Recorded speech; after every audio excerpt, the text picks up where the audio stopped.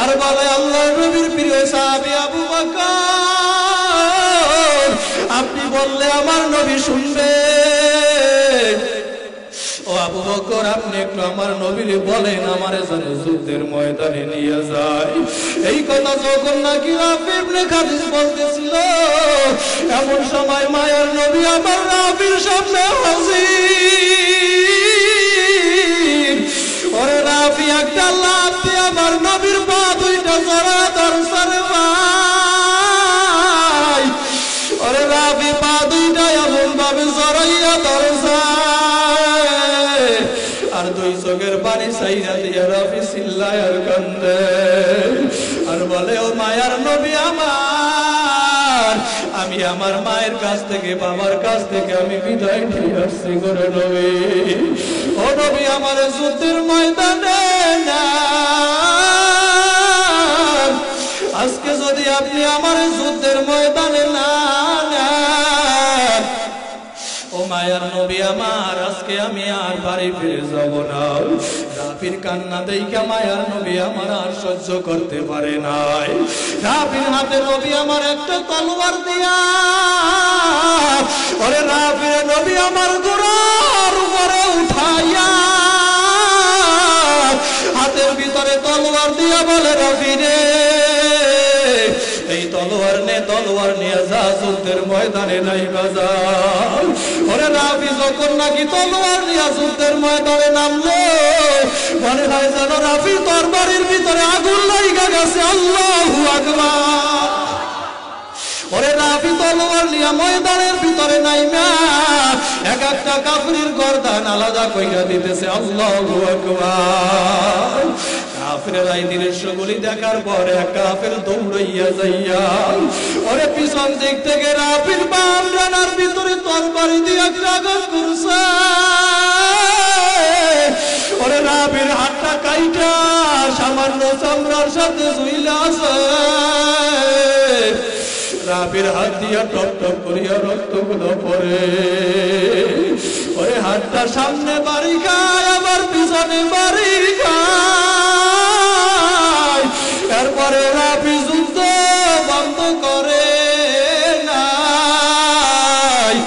রে আল্লাহর বান্দারা, রাফি কি করবে? হঠাৎ হাতটারে পায়ের সাথে বাজাইয়া একটা টাম দিয়া সিররা ফালা দিয়া আবার যুদ্ধের ময়দানে নাইমা গেছে। আল্লাহু আকবার। রাফি যখন নাকি আবার এক হাত দিয়া যুদ্ধের ময়দানে নামলো, আর এক হাত দিয়া টপ টপ করিয়া রক্তগুলো পড়ে। এরপরে মায়ার নবী আমার ফালাইয়া যায় না। রাফি কিছুক্ষণ যুদ্ধ করার পরে কাফের সামনের দিক থেকে একটা তীর ছুঁড়ে মারছে। ওই রাফির বুকের ভিতর থেকে দুইটা পিছন দিক থেকে বাড়াইয়া যায়। রাফি ছোট মানুষ আর সহ্য করতে পারে না। রাফি একটা লাফ দিয়ে ঘোড়ার পিঠ থেকে বালুর ভিতরে পইরা যায়। মহিলারা মুরগি জব দিয়া ছাইরা দিলে মুরগিটা লাফায় আর ছটফট করে। ওরে রাফি বালুর ভিতরে লাফায় আর ছটফট করে আর চিল্লায়। মায়ার নবী আমার ডাইনে তাকায় বামে তাকায়, দেখে কোথাও রাফিরে দেখা যায় না। নবী আমার তাকাইয়া দেখে রাফিয়া কোনার ভিতরে গলা কাটা মুরগির মতো ছটফট করতেছে।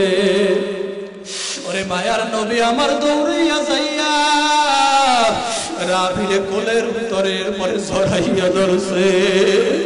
আবুলু বাবা নামে ব্যক্তি হাদিসটা বর্ণনা করে দিয়ে বলে, আর মায়ার নবী আমার বালুর ভিতরে হাঁটু গাইরা বৈশা রাফিরে রানের উপরে উড়ুর উপরে মাথা না দিয়া রাফিরে শোয়াইয়া।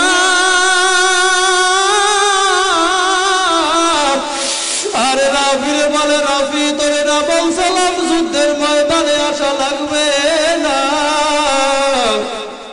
বারবার নিষেধ করছি যুদ্ধে আসছো, না আসলে তো আজকে শহীদ হইতি না, তোর কলিজার ভিতরে তো আজকে তীর ঢুকতো না রে রাফি।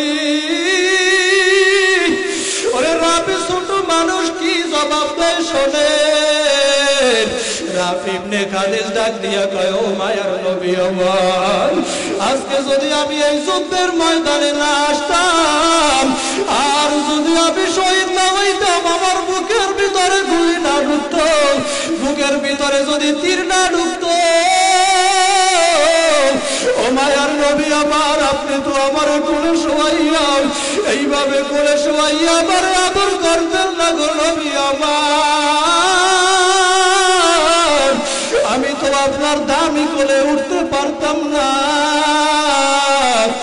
আরে রাফির কথা গুলা শুই না নবীর আমার চোখ থেকে টপ টপ করিয়া পানি গুলো চেহারার ভিতরে পড়ে আরে মায়ার নবী আমার রাফির চোখের পানি মোছাইয়া নবী আমার রাফির দুই হাত দিয়া উপরের উপরে জাগাইয়া আরে মায়ার নবী আমার বলে রাফি রে